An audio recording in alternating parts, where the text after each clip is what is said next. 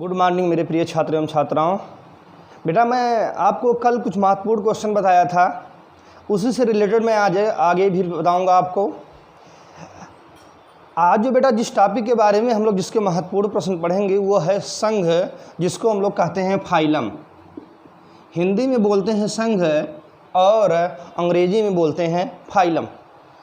जो हम लोग का जंतु विज्ञान है, यहाँ से संघ से लगभग 12 से 13 क्वेश्चन हर वर्ष पूछे जाते हैं। इसका मतलब ये बाबू बहुत महत्वपूर्ण है, थोड़ा ध्यान से हम लोग इसे सुनेंगे और कॉपी में लिख कर याद भी कर लेंगे। मैंने आपसे कल ही बोला था हम लोग मेन क्वेश्चन पढ़ेंगे। पहले आप लोग को ये जानने की ज़रूरत है कि कितने संघ हैं। तो आपके जंतु विज्ञान में कुल 10 संघ हैं। कितने संघ है बेटा? जंतु विज्ञान में कुल 10 संघ हैं, जिसमें से 12 से 13 क्वेश्चन आपको एग्जाम में पूछा जाता है। आइए देखते हैं 10 संघ होते क्या क्या हैं। तो 10 संघ में बेटा पहला संघ है, उसका नाम है प्रोटोजोआ, दूसरे का नाम है पोरीफेरा, तीसरे का नाम है सीलेंट्रेटा, चौथा है प्लेटेहेल्मिन्थीज, पांचवा है एस्केहेल्मिन्थीज जिसको निमैटोड्स भी कहते हैं, छठवां है एनीलिडा, सातवां है मोलस्का, आठवां है इकाइनोडर्मेटा, नौवां है आर्थ्रोपोडा और 10वां है कार्डेटा। तो कितने संघ हो गए बेटा? 10। 10 में क्या क्या नाम था? Protozoa, porifera, coelenterata, platyhelminthes, aschelminthes, annelida, mollusca, arthropoda, echinodermata, chordata. कितने संघ हो गए? 10।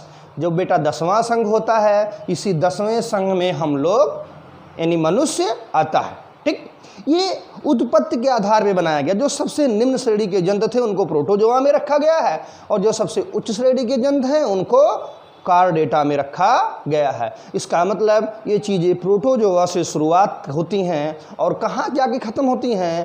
कार्डेटा पर। एक बार फिर मैं नाम बोल दे रहा हूँ, पहले नाम बेटा लिख लेना इसे और लिख के याद करना इंपॉर्टेंट है। Protozoa, porifera, coelenterata, platyhelminthes, aschelminthes. ठीक, एनीलिडा, मोलस्का, इकाइनोडर्मेटा, आर्थ्रोपोडा और कार्डेटा। कुल कितने संघ हो गए? 10 संघ हो गए। और ये जो लास्ट वाला संघ है इसी में हम लोग आते हैं। ठीक, ये उत्पत्ति के आधार पर बनाया गया। जो निम्न श्रेणी के होंगे वो प्रोटोजोआ में होंगे और जो उच्च श्रेणी के होंगे वो कार्डेटा में आते हैं। ठीक, आइए देखते हैं इसमें क्वेश्चन क्या पूछा जाता है। ठीक, जब हम बात करेंगे प्रोटोजोआ की तो प्रोटोजोआ में सबसे पहला एक क्वेश्चन पूछा जाता है कि प्रोटोजोआ के बारे में बताया किसने था? तो वैज्ञानिक का नाम था गोल्डफस। प्रोटोजोआ के बारे में बताया किसने था? गोल्डफस। ये इंपॉर्टेंट था कि प्रोटोजोआ के बारे में किस वैज्ञानिक ने बताया था? गोल्डफस ने। ठीक, इसके बाद सीधा सीधा हम लोग इसमें जो मेन टॉपिक है उसका नाम है अमीबा। क्या नाम है बेटा? अमीबा। ठीक, अमीबा जिसकी जाति पाई जाती है उसका नाम है अमीबा प्रोटियस। और अमीबा में सबसे सुंदर क्वेश्चन जो एग्जाम में पूछा जा सकता है, इस बार पूछे जाने की पूरी उम्मीद है कि अमीबा की खोज किसने की थी? तो अमीबा की खोज रसल वान रोजनहॉफ ने की थी। किसने की थी बेटा? अमीबा की खोज रसल वान रोजनहॉफ ने किया था। इंपॉर्टेंट क्वेश्चन है। क्वेश्चन क्या पूछा जाएगा कि अमीबा की खोज किसने की थी? रसल वान रोजनहॉफ ने अमीबा की खोज की थी। दूसरा क्वेश्चन पूछा जाता है कि अमीबा जो होता है उसमें गमन किसके द्वारा होता है? जो अमीबा होता है इसमें गमन कूटपाद द्वारा होता है, जिसको अंग्रेजी में स्यूडोपोडिया कहते हैं। इसका मतलब ये हुआ कि पहला क्वेश्चन पूछा गया कि अमीबा की खोज किसने की थी? रसल वान रोजनहॉफ ने। दूसरा क्वेश्चन ये होगा कि अमीबा में गमन किसके द्वारा होता है? तो कूटपाद द्वारा होता है। किसके द्वारा होता है? कूटपाद द्वारा होता है। उसको अंग्रेजी में क्या बोलते हैं? स्यूडोपोडिया। तुम बेटा बोल सकते हो कि जिस प्रकार से हम लोगों में गमन पैर द्वारा होता है, ठीक इसी प्रकार अमीबा में गमन के लिए अंग होता है, उसको हम लोग स्यूडोपोडिया या कूटपाद कहते हैं। ध्यान देना, ये कूटपाद भोजन को पकड़ने में भी मदद करता है। तो अगर क्वेश्चन पूछा जाए कि कूटपाद का कार्य क्या होता है और पहला दिया हो गमन, दूसरा दिया हो भोजन में भी मदद करना, तो बाबू तीसरा ऑप्शन लगाना, जरूर आप लगाना कि इसमें भोजन और गमन दोनों में ये मदद करता है। ठीक, मुख्य काम तो इसका होता है गमन में मदद करना, या गमन इसके द्वारा होता है, लेकिन ये भोजन को भी पकड़ने में भी मदद करता है। ठीक, तो अमीबा की खोज किसने की थी? रसल वान रोजेनहाफ ने। दूसरा क्वेश्चन हो गया कि अमीबा जो होता है इसमें गमन होगा कूटपाद द्वारा, और ये क्वेश्चन पूछा गया था कि कूटपाद के लिए सबसे मान्य सिद्धांत क्या था? कूटपाद बनने के लिए सबसे मान्य सिद्धांत था, उसका नाम था बेटा सालजल सिद्धांत। एग्जाम में पूछा गया है कि कूटपाद बनने के लिए सबसे मान्य सिद्धांत क्या है? सालजल सिद्धांत। ठीक, इसके बाद थोड़ा और आगे बढ़ेंगे। जो अमीबा होता है इसमें अंतःपरासरण नियमन, इसमें अंतःपरासरण नियमन किसमें? अमीबा में वो होता है संकुचनशील रिक्तिका के द्वारा। ये बहुत ही महत्वपूर्ण प्रश्न है। अगर आप पिछला साल पेपर उठा के देखेंगे तो लगभग हर वर्ष आपको एक क्वेश्चन मिल जाएगा। क्वेश्चन क्या होता है कि अमीबा में अंतःपरासरण नियमन किसके द्वारा होता है? तो किसके द्वारा होता है? संकुचनशील रिक्तिका के द्वारा होता है। ठीक है बेटा, अमीबा को रसल वान रोजेनहाफ ने खोजा, संकुचनशील रिक्तिका के द्वारा अंतःपरासरण नियमन होगा। ठीक, अमीबा में गमन कूटपाद द्वारा होगा, और कूटपाद बनने के लिए सबसे मान्य सिद्धांत क्या होगा? सालजल सिद्धांत होगा। और ये जो अमीबा होता है इसमें कूटपाद का काम गमन के साथ साथ भोजन में भी मदद करना होता है। ठीक, इसके बाद इसमें एक महत्वपूर्ण उदाहरण है, उसका नाम है पैरामीशियम। क्या है बाबू? पैरामीशियम। पैरामीशियम का जो सबसे महत्वपूर्ण प्रश्न है वो ये है कि पैरामीशियम में गमन किसके द्वारा होता है? तो जो पैरामीशियम होता है उसमें गमन रोमाभ द्वारा होता है या सिलिया द्वारा होता है। ये एग्जाम में खूब पूछा गया है। क्वेश्चन ये होता है कि पैरामीशियम में गमन किसके द्वारा होता है? तो रोमाभ या सिलिया द्वारा पैरामीशियम में गमन होता है। ठीक, इसके बाद एक क्वेश्चन जो बहुत ही ज़्यादा महत्वपूर्ण है वो ये है कि दो केंद्रक किस जंतु में पाए जाते हैं? तो उसका नाम होता है पैरामीशियम। क्या होता है? पैरामीशियम। एग्जाम में आपको मिल ही जाएगा लगभग कि दो केंद्रक किस जंतु में पाए जाते हैं पैरामीशियम में, या पैरामीशियम में कितने केंद्रक होते हैं? दो केंद्रक। तो पैरामीशियम में बेटा दो लाइन याद करनी थी। पहला क्या कि पैरामीशियम में गमन रोमाभ द्वारा होगा, और दूसरी क्या याद करनी थी कि जो पैरामीशियम होता है इसमें कितने केंद्रक होंगे? दो केंद्रक पाया जाएगा। ठीक, इसी प्रोटोजोआ में एक उदाहरण है युगलीना। ये युगलीना ऐसा एक प्राणी है जिसमें पौधों और जंतु के दोनों लक्षण पाए जाते हैं। मतलब अगर लाइट रही तो ये प्रकाश संश्लेषण भी कर लेगा, और अगर प्रकाश नहीं रही तो पौधों के द्वारा बनाए हुए भोजन को खा भी लेता है। इसका मतलब ये स्वपोषी और परपोषी दोनों होता है। बहुत ही सुंदर क्वेश्चन पूछा जाता है एग्जाम में कि वह कौन सा प्राणी या कौन सा जंतु है जो स्वपोषी व परपोषी दोनों होता है? तो उसका नाम है युगलीना। युगलीना बेटा कैसा होगा? या स्वपोषी भी होगा और परपोषी भी होता है। यही कारण है कि युगलीना को पौधे और जंतु के बीच जोड़ने वाली कड़ी कही गई है। क्यों?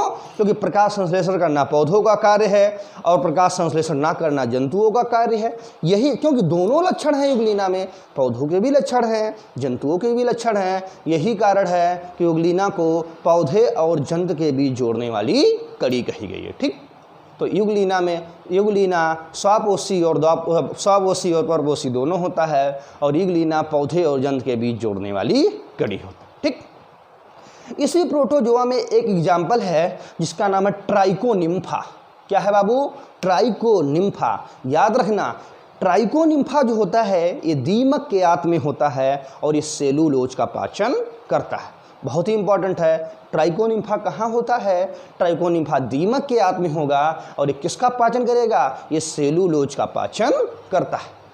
अब सवाल ये उठता है सर ये सेलुलोज क्या होता है और दीमक बीच में कहाँ आ गई? तो बेटा जानते हो लकड़ी जो होती है, जो पौधे होते हैं उसकी कोशिका भित्ति सेलुलोज की बनी होती है। जो पौधे होते हैं उनकी कोशिका भित्ति किसकी बनी होती है? सेलुलोज की बनी होती है। और आप देखते होंगे कोई भी लकड़ी हो उस पर जब दीमक लग जाती है तो उस लकड़ी को पूर्ण रूप से नष्ट या बर्बाद कर देती है। क्यों? क्योंकि अभी मैंने आपको बोला जो दीमक होगी उसके आंत में होगा ट्राइकोनिम्फा। तुम ये बोल सकते हो कि ट्राइकोनिम्फा सेलुलोज को पचाने में विशेषज्ञ है। मेरी बात समझना बाबू, मैंने आपसे बोला कि ट्राइकोनिम्फा एक उदाहरण है प्रोटोजोआ संघ का, और ये पाया कहाँ जाता है? दीमक के आंत में। और ये किसका पाचन करेगा? सेलुलोज का पाचन करेगा। और बेटा तुम जानते हो सेलुलोज कहाँ मिलता है? लकड़ियों में होता है, क्योंकि पौधों की कोशिका भी सेलुलोज की बनी होती है। यही कारण है कि दीमक लकड़ी को पूर्ण रूप से बर्बाद कर देती है। अगर उसके अंदर ट्राइकोनिम्फा ना हो दीमक के अंदर तो बेटा ये पेड़ को कुछ नहीं कर सकता। क्यों? क्योंकि पेड़ में सेलुलोज होगा, अगर दीमक के अंदर ट्राइकोनिम्फा नहीं होगा तो सेलुलोज का पाचन होगा नहीं। इसका मतलब आप याद रखोगे, यहाँ से 2 क्वेश्चन था। पहला क्वेश्चन कि ट्राइकोनिम्फा कहाँ पाया जाता है? दीमक की आंत में। दूसरी खास बात क्या होती है कि ट्राइकोनिम्फा दीमक के आंत में होता है और सेलुलोज का पाचन करता है। ये महत्वपूर्ण है। ट्राइकोनिम्फा कहाँ होगा? दीमक के आंत में होगा बेटा, और ये सेलुलोज का पाचन करेगा। ठीक, इसके बाद एक क्वेश्चन है मलेरिया। एक बीमारी है बेटा मलेरिया, जो प्लाज्मोडियम द्वारा होता है। मलेरिया किसके द्वारा होता है? प्लाज्मोडियम द्वारा होता है। और मलेरिया को फैलाता कौन है? मादा मच्छर। ठीक, बहुत लोग कहते हैं मलेरिया मच्छर द्वारा होता है। नहीं बेटा, मलेरिया को फैलाता मच्छर होता है प्लाज्मोडियम द्वारा। और ध्यान से समझना, जो मलेरिया होता है उसका संक्रमित अवस्था स्पोरोजॉइट होता है। ये बहुत महत्वपूर्ण लाइन है, ध्यान से लिखना कि मलेरिया का संक्रमित अवस्था क्या होता है? स्पोरोजॉइट। मलेरिया किसके द्वारा होगा? प्लाज्मोडियम के द्वारा। मलेरिया किसके द्वारा होगा? एक क्वेश्चन प्लाज्मोडियम के द्वारा। दूसरा क्वेश्चन, मलेरिया को फैलाएगा कौन? मच्छर। और क्वेश्चन नंबर तीसरा, मलेरिया का संक्रमित अवस्था क्या होगा? स्पोरोजॉइट। क्या होगा? स्पोरोजॉइट। ठीक, इसके बाद अगला क्वेश्चन मलेरिया पे पूछा जाता है।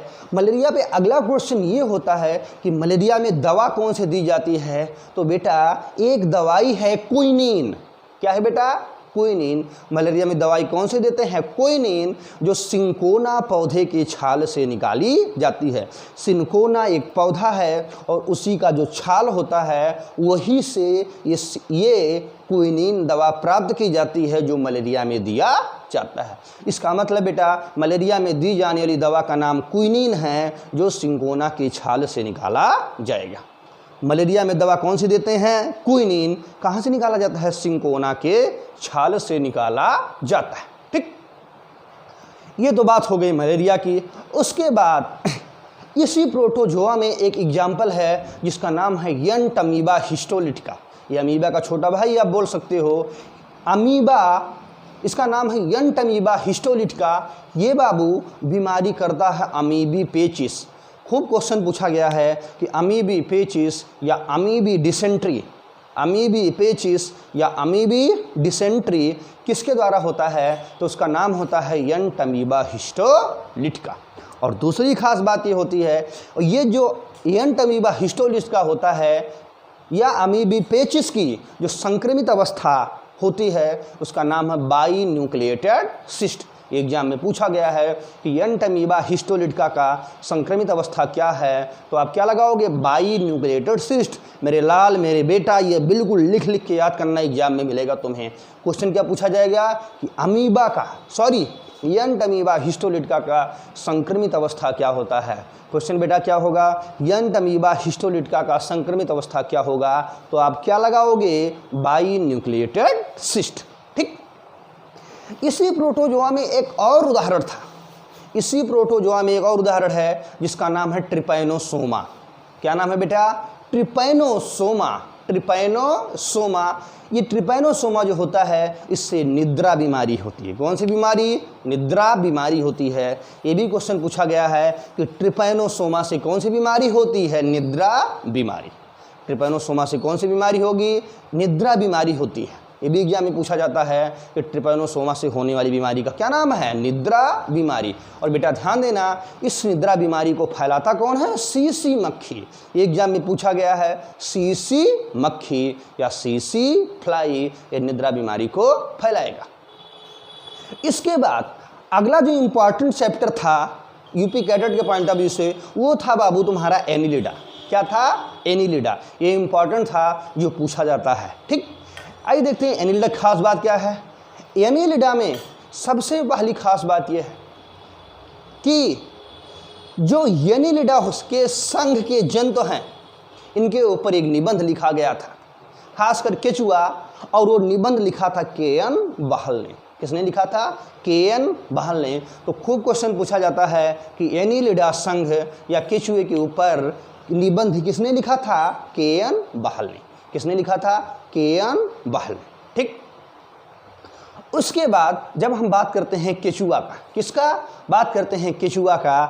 तो जो केचुआ होता है ये ओलिगोचीटा में रखा गया है। किस में रखा गया है? ओलिगोचीटा में रखा गया है। कौन? केचुआ। केचुए को बेटा कहाँ रखा गया है? ओलिगोचीटा वर्ग में रखा गया। दूसरी खास बात ये होती है, ये जो केचुआ होगा इसके एक एक पॉइंट बहुत इंपॉर्टेंट है। केचुए में बंद रक्त प्रसंचरण तंत्र होता है।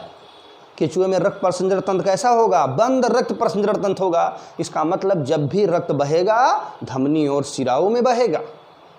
बंद रक्त प्रसंचरण तंत्र का मतलब यही होता है कि जो ब्लड होता है उसका जो फ्लो हो या सर्कुलेशन हो वो किस में हो? धमनी और शिराओं में हो। उसके बाद दूसरी खास बात केचुए की है, जो केचुआ होता है इसकी जो हीमोग्लोबिन होती है ये प्लाज्मा में घुली होती है। बहुत महत्वपूर्ण लाइन है बेटा। जितने भी जंतु होते हैं उसकी हीमोग्लोबिन आरबीसी में घुली होती है या लाल रुधिर कणिका में घुली होती है, लेकिन केचुए की हीमोग्लोबिन कहाँ घुली होती है?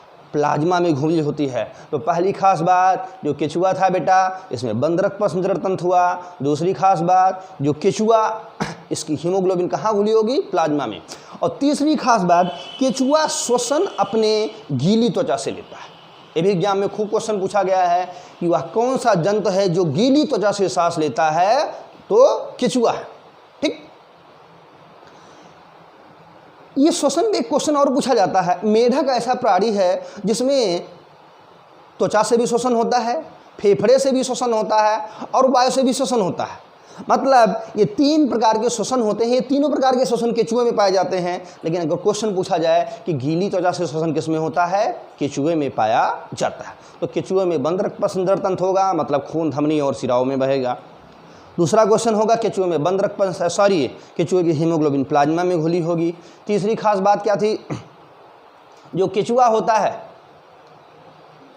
बंद रक्त प्रसंचरण तंत्र हो गया, केचुए की हीमोग्लोबिन प्लाज्मा में घुली थी।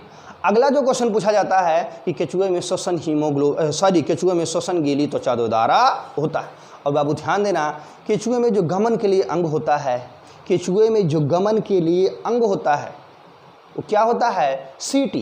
क्या होती है? सीटी। और इस सीटी काइटिन की बनी होती है, यस आकार की होती है। एनिलिडा संघ के काफ़ी जंतुओं में गमन के लिए अंग होता है सीटी। सीटी किसकी बनी होगी? काइटिन की, यस आकार की होती है। सीटी किसकी बनी होगी? काइटिन की, यस आकार की होती है, गमन के लिए अंग होता है।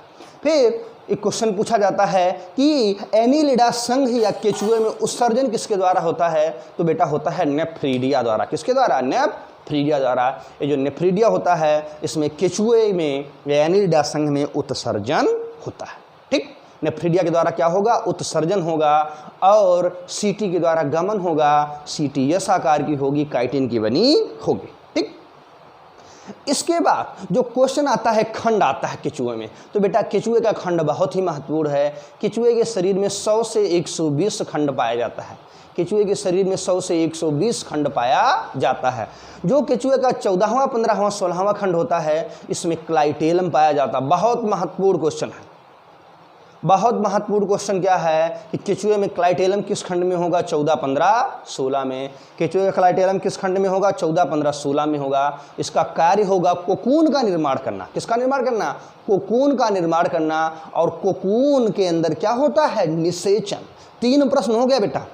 पहला क्वेश्चन क्या कि क्लाइटेलम किस खंड में होगा? 14, 15, 16 में। दूसरा क्या हो गया कि क्लाइटेलम का कार्य क्या होता है? कोकून का निर्माण करना। और तीसरा क्वेश्चन ये हो गया कि कोकून के अंदर क्या होता है? निषेचन। ठीक है बेटा, तो क्लाइटेलम किस खंड में होगा? 14, 15, 16 में। क्लाइटेलम का मुख्य कार्य क्या होगा? कोकून का निर्माण करना। और कोकून के अंदर क्या होगा? निषेचन। ठीक, याद रखना, इंपॉर्टेंट है। इसके बाद जो अगला क्वेश्चन पूछा जाता है वो पूछा जाता है नर जनन छिद्र और मादा जनन छिद्र। नर जनन छिद्र और मादा जनन छिद्र। बेटा ध्यान देना, जो मादा जनन, मादा मतलब महिला, महिला मतलब लड़की, नर मतलब लड़का, ठीक, और लड़का मतलब पुरुष, बात एक ही है। जो मादा जनन छिद्र होता है वो 14वें खंड में होता है। किस खंड में? 14वें। मादा यानी महिला यानी लड़की किस खंड में होगी? 14वें खंड में होगी। और बेटा नर 18वें खंड में होता है। नर मतलब पुरुष, पुरुष मतलब लड़का, ठीक। अब मेरी बात समझना, नर 18 में हो गया, मादा 14 में हो गया। मादा मतलब महिला, महिला को लड़की भी बोल सकते हो, और 18 में नर हो गया यानी लड़का भी बोल सकते हो। बेटा एक क्वेश्चन तुम जानते हो कि जो मादा जनन छिद्र है वो 14 में है, जो नर है वो 18 में है। मादा को आप लड़की बोल सकते हो और नर को आप लड़का बोल सकते हो। और पुरानी प्रक्रिया है, पहले ही लोग कहते हैं थे कि बेटा लड़कियों से 4 कदम दूर रहना चाहिए। पहले के ही लोग बताते थे कि लड़कियों से कितना कदम दूर रहना चाहिए? 4 कदम दूर रहना चाहिए। यानी मादा मतलब महिला मतलब लड़की किस खंड में है? 14। और कितना कदम दूर रहोगे तुम? 4 कदम दूर रहोगे तो 14 4 कितना हो गया? 18। लड़कियों से बेटा कितना कदम दूर रहना है? 4 कदम दूर रहना है, यानी 14 4 18। इसे आप कर लोगे तो ये इंपॉर्टेंट खूब क्वेश्चन पूछा जाता है, एग्जाम में कन्फ्यूजन ना हो, इसे थोड़ा मैं ट्रिक बता दिया आपको, ठीक। तो मादा जनन छिद्र किस खंड में होगा?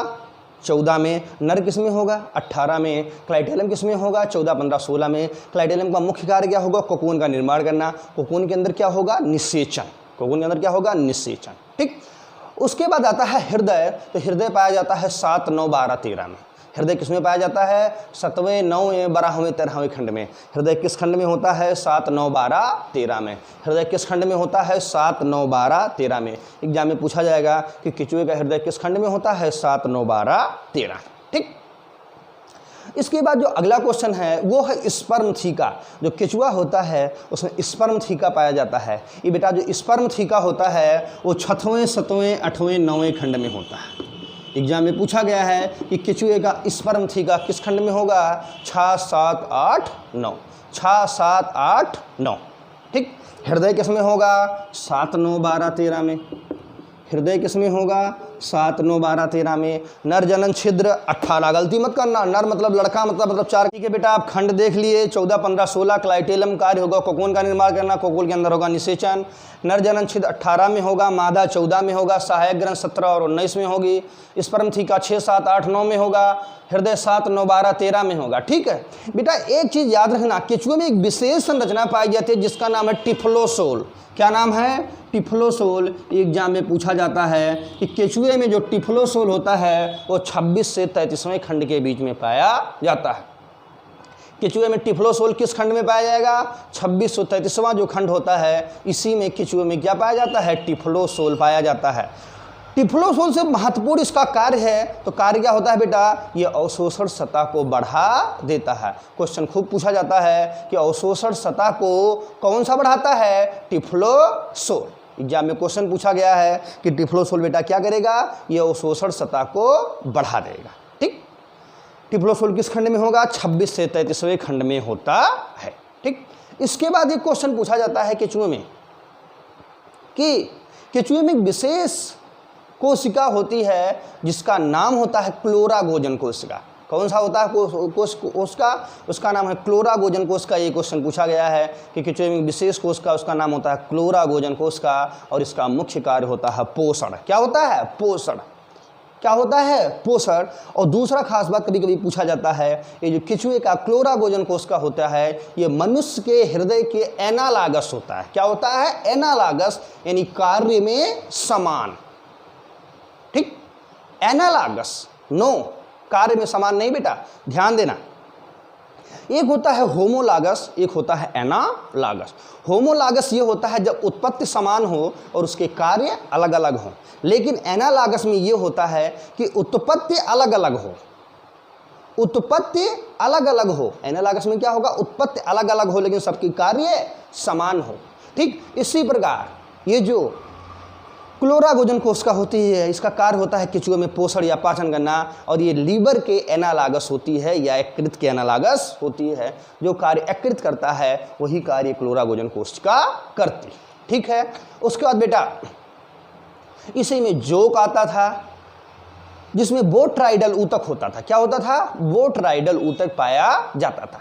तो बेटा अगर एनिलिडा संघ से क्वेश्चन बनेगा तो मैं जितना बताया इससे बाहर नहीं आएगा, इसी के अंदर आपसे पूछा जाएगा। इसके बाद आप लोग रेशम कीट का नाम सुने होंगे। रेशम कीट के पालन को सेरीकल्चर कहते हैं। क्या कहते हैं? सेरीकल्चर कहते हैं रेशम कीट के पालन को। और ये बेटा जो रेशम कीट होता है, इसकी जो जाति होती है उसका नाम होता है बाम्बिक्स मोराई। क्या होता है? Bombyx mori. रेशम कीट के पालन को क्या बोलोगे? सेरीकल्चर। इसकी जात होगी बाम्बिक्स मोराई। और तीसरा खास क्वेश्चन ये होता है कि जो रेशम कीट होता है इसके लार्वा को कैटरपिलर कहते हैं। क्या कहते हैं? लार्वा को कैटरपिलर कहते हैं। कैटरपिलर पूछा जा सकता है, इंपॉर्टेंट है, ठीक। रेशम कीट पालन को क्या कहोगे? सेरीकल्चर कहते हो। क्या कहते हो? सेरीकल्चर कहते हो। और इसका लार्वा कैटरपिलर होगा। और भारत में इसकी जात क्या होगी? Bombyx mori. इससे रेशम प्राप्त होता है या धागे प्राप्त होते हैं, ठीक। अगला मधुमक्खी के बारे में क्वेश्चन कभी कभी पूछा जाता है, तो बेटा याद रखना मधुमक्खी पालन को एपीकल्चर कहते हैं। क्या कहते हैं? एपीकल्चर। मधुमक्खी पालन को क्या कहते हैं? एपीकल्चर। रेशम कीट पालन को सेरीकल्चर। मधुमक्खी पालन को क्या बोलोगे? एपीकल्चर कहते हैं। और रेशम कीट के पालन को सेरीकल्चर। जो मधुमक्खी होती है इसके पालन को एपीकल्चर कहते हैं। और इनमें रानी की संख्या बेटा 1 होती है। और रानी का जो मुख्य भोजन होता है रॉयल जेली या काम्ब जेली होता है। और मधुमक्खी में जो सबसे महत्वपूर्ण क्वेश्चन पूछा गया है वो ये है कि मधुमक्खी के नृत्य या मधुमक्खी की आवाज़ के बारे में किसने बताया था? तो वैज्ञानिक का नाम था कार्ल वान फ्रिट्ज। क्या नाम था? कार्ल वान फ्रिट्ज। एग्जाम में कई बार पूछा गया है कि मधुमक्खी की आवाज़ या मधुमक्खी के डांस के बारे में किसने बताया था? कार्ल वान फ्रिट्ज ने बताया था। और तीसरी खास बात यह है मधुमक्खी में सबसे मीठी शर्करा जिसे फ्रैक्टोज कहते हैं। क्या कहते हैं? फ्रैक्टोज, ये पाया जाता है। मधुमक्खी के डांस के बारे में कार्ल वान फ्रिट्ज। मधुमक्खी के पालन को एपीकल्चर। और मधुमक्खी में रानी कितनी होंगी बेटा? 1 होता है। मधुमक्खी के छत्ते को हाइव कहते हैं। क्या कहते हैं? हाइव। और फ्रैक्टोज जो सबसे मीठी शर्करा मानी गई है वो कहाँ पाई जाती है? मधु या हनी में पाई जाती है। ये क्वेश्चन एग्जाम में पूछा गया है, ये महत्वपूर्ण क्वेश्चन है। तो बेटा आज हम तुमको प्रोटोजोआ के बारे में बता दिए, एनिलिडा के भी बारे में बता दिए इसके महत्वपूर्ण क्वेश्चन, और रेशम कीट का जो महत्वपूर्ण क्वेश्चन था, मधुमक्खी का जो महत्वपूर्ण क्वेश्चन था। उसके बाद एक वीडियो और आज आपको शाम को मिलेगी इसी से रिलेटेड। तो बेटा आज पूरा संघ हम कवर कर देंगे। इसका मतलब एक दिन में हम पूरा संघ खत्म कर देंगे। और इसे बेटा आप लोग लिख के याद करोगे। पढ़िए बेटा, समय बहुत कम है, एग्ज़ाम का डेट बिल्कुल आ चुकी है, तुम्हारे सर पे है। जितना बेटा ज़्यादा से ज़्यादा हो सके आप उसे लिख कर याद करो, ठीक है।